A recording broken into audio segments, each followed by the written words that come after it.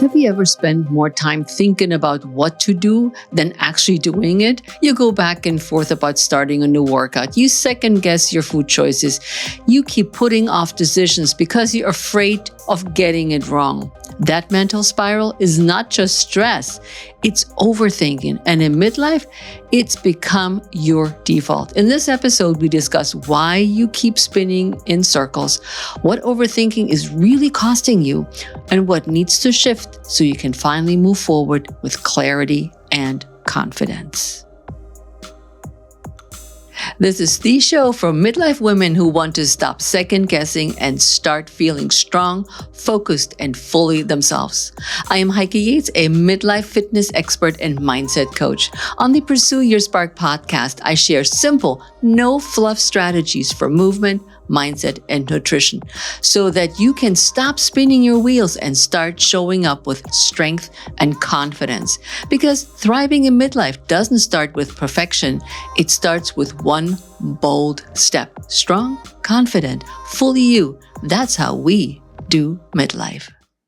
I know so many of us can relate to this. You're fine 1 minute, then suddenly your belly doubles in size. You're bloating and in so much pain, you don't even know what to do. You're wondering, why does this keep happening to me? Or maybe it's the constant gas you're trying to hide, the sluggish heaviness after meals, or those frustrating days when nothing seems to move at all. You've tried cutting out foods, drinking more water, or ignoring it altogether, but the pain is so great and you just want to be done with this. It's draining, it's overwhelming, and you're left thinking, is this how it's going to be now in midlife? That's why I created Belly Bliss, how to combat bloating and digestive issues. The course will help you uncover the foods and habits that might trigger the bloating and the pain it causes. We'll focus on simple strategies without overcomplicating your life, and these strategies will make a difference. So you don't have to keep guessing or putting up with this. Let me help you feel good in your body again. Reduce the bloat. Click the link in the show notes to get started today. Many of you will relate to this, and you can insert any scenario and any item. So here I am at the grocery store at the yogurt aisle, and I'm looking at a bazillion and one yogurts, the low fat, the high protein, the low protein, the low sugar, you name it. You've been there. And when you're looking at this amount of yogurt, anybody gets confused and anybody looks at, what do I want? And honestly, I don't want to be brand loyal and just buy a yogurt because it's been promoted. So I want to buy a yogurt that's good for me. Definitely for me, a Greek yogurt with lots of protein. And I like a low fat version. I must have been there forever, frozen. But it wasn't about the yogurt. It was about, I was second guessing everything at that point of what I know about nutrition. And I know a lot as a nutrition coach. So I said, well, what's the payback? Is this one better than that one? But what it comes down to, it's what does my body need, or your body in this case? And I didn't trust myself, and I was confused and overwhelmed and started overthinking the yogurt scenario. So overthinking shows up in the smallest decision, and it does reflect a profound disconnect from how we trust ourselves as we keep overthinking. I believe that overthinking can be sometimes really hard to spot in midlife because it looks like everyday worries. Nothing to highlight, no red flags popping up, and no alarm bells. But there's a few places where it's easier to recognize overthinking than others. And here's one: constantly replaying decisions or conversations. Let's assume you're in the market for a running or walking shoe. The shoe you currently have is no longer being manufactured. And of course, you ask your trusted friends, running or walking buddies, of what they are using. You want to know the make of it, the fit of it, the color, the price. And you have these conversations with each one of those people and you gather information so you know which one to buy. And you're going to the store with all this information, you picked through and you said, okay, I got 5 of the best shoes that I want to try on. So you're in the shoe store, the running shoe store, and the salesperson is bringing you all the shoes. And of course, they know also a lot about the shoe. So you're being influenced by them as well with your shopping decision. And you're not sure. So you're narrowing it down to 3. And you're still not sure which one you should buy, which brings me to the next point, worrying about making the right choice, whether it's in your health, your work, or your relationship. And we're sticking with the running shoe example. So you have these 3 pairs of shoes you narrowed it down to, but is it really the right shoe? Any of those 3, will it fit your foot? So if you are a runner or walker, you're in the store, you're putting them on. You walk back and forth, or you go on the treadmill and you try them out and you're thinking, this one's pretty good. Oh, that one's pretty good. And you can't really tell the big difference between those 3 choices you made based on the conversations you had, based on the salesperson, and based on all the information you gathered, which brings us to number 3 is struggling to take action, because by the time you got those 3 shoes, you are mentally exhausted before you even can make the right choice. Because you go back and doubt yourself, and self-doubt sets in, which brings us back to overthinking. In the end, you may walk out without a shoe at all.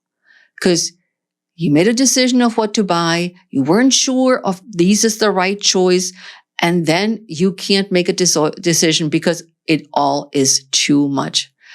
But this isn't just about personality or bad habits like overthinking. There's a reason overthinking ramps up during this stage of life, in midlife. There are more reasons why we overthink. So let's look at what's really behind all this overthinking. It is not random, especially not in midlife. It is a response to everything shifting all at once. It's like the ground's moving underneath us. Let's take, for instance, the kids. If you have kids, the kids have left the house. You're suddenly an empty nester. You may have decided to climb the career ladder, or you may have decided to retire early. Your hormones, as I like to call it, are raging, whether you're in menopause or post-menopause. You looking at yourself and your body image is not something that you recognize when you really take a hard look at yourself. Your identity is shifting. You're trying to figure out, who am I? Your second guessing feels safer when everything is in constant movement, but if it's not, things are changing. You may have also been a caretaker, like I said, for the kids, the empty nester, or a fixer for other people. And suddenly your role is changing and you're left wondering, who am I? And what does really matter to me? Because the years of people pleasing and perfectionism have made things messy, and it feels risky to stick your head out and take action. It is safer to just keep everything covered with all the other stuff that's going on in your life and have all the other excuses to say, oh, I can't do this and take care of myself. And so you start overthinking. And while this might feel like a protective habit, it has a cost. It comes at a big cost, one that's keeping you from moving forward, feeling or staying stuck. Now, if you've been trying to fix this by reading more, planning more, starting over again on Monday, you are not alone. Most women think, if I'll just find the right routine or make the right decision, I finally feel better. And better always is relative to me. I don't know what better means. Better is individual to everybody. But the truth is, more effort isn't what's missing. What's missing is trust. Trust in yourself to start, even if things get messy. Trust that you don't overthink every step before taking the first one. Here's one of my clients before she came to me, and she told me that, it was great. Every Monday, I would say, okay, here's my workout, the perfect workout plan for the week.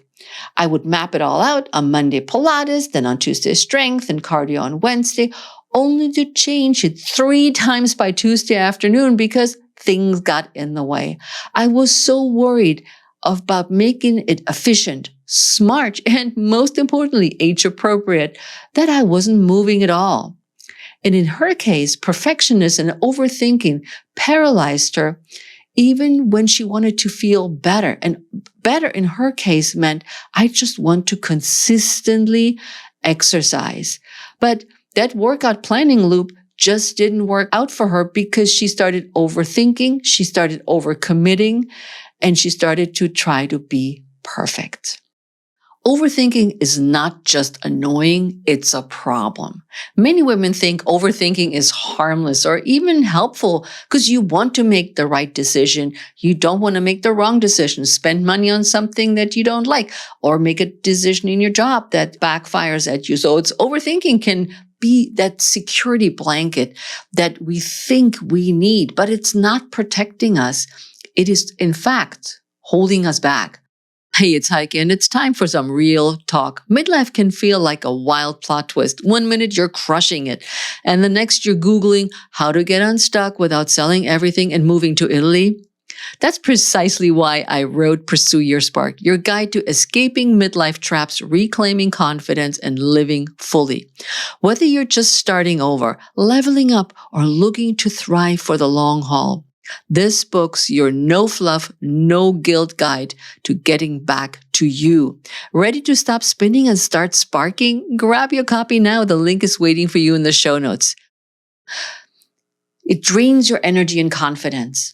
When you think about the shoe example, by the time you find the shoe, you're already exhausted, and then you lack the confidence of actually buying a shoe. You delay decisions and you stop or slow down momentum.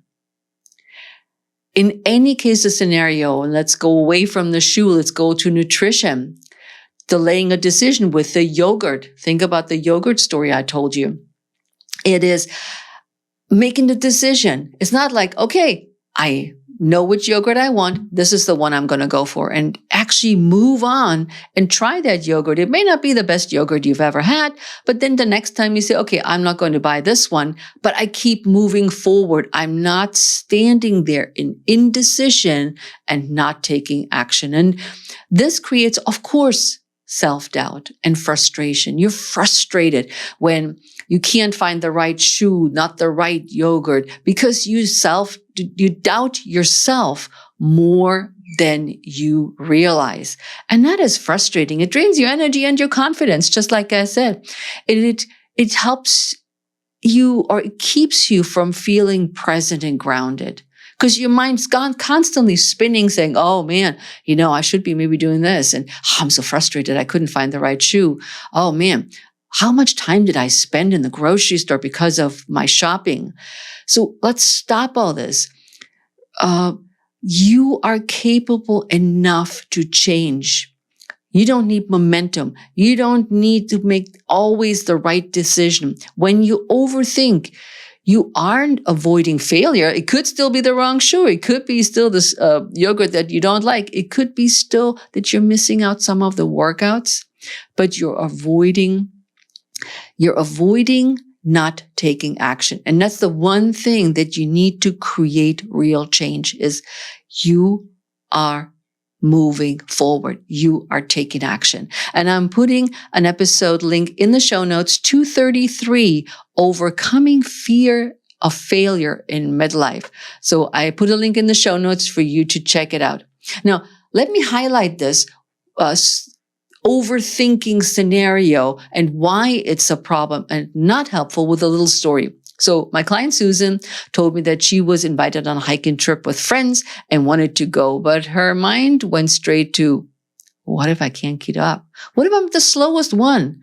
What if I'm holding them back? That's even more embarrassed. She almost said no, not because she didn't want to go, but because she overthought herself. And this is a note here. She overthought herself into fear. How many of us do that without even realizing?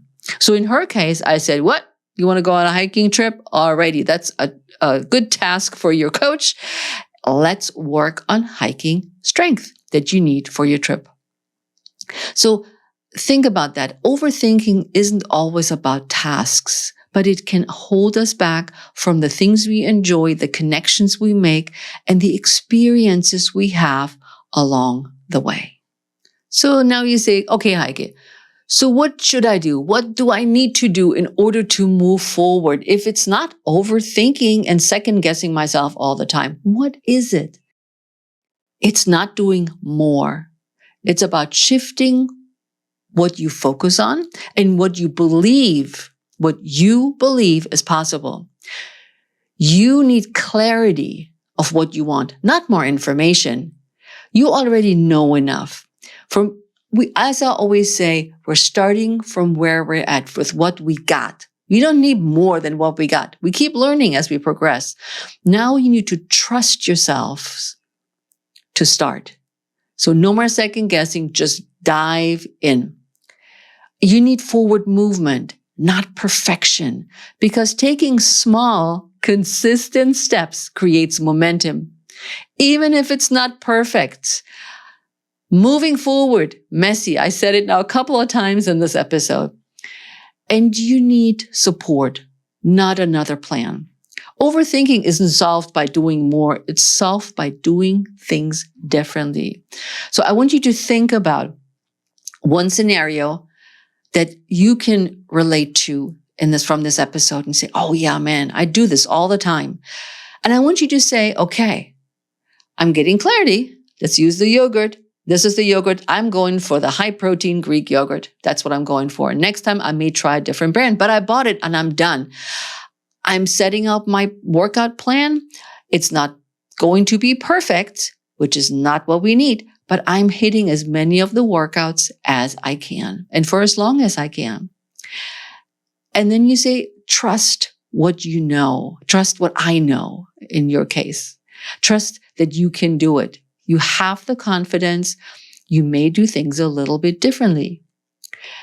This is the kind of shift I guide you through in my book. Especially if you're tired of second guessing and want to feel like yourself again, I want you to check out and get my book, Pursue Your Spark, your guide to escaping midlife traps, reclaiming confidence, and living fully. I'll leave a link in the show notes for you to get your hands on my new book. So let's stop overthinking, because overthinking keeps us stuck. I want you to ask yourself, waiting for the perfect moment or the perfect plan, what's one thing you already know, but you haven't let yourself act on it yet? You don't need a perfect plan. You don't need to wait until you feel 100% ready. You're not stuck, but you're ready to shift. You've just been given permission to take action. So let this be it. You're capable, you're worthy, and the clarity you're craving. It starts with believing that change is possible, no matter how long you've been stuck in your head. Up next, what if the moment that nearly broke you was actually your turning point?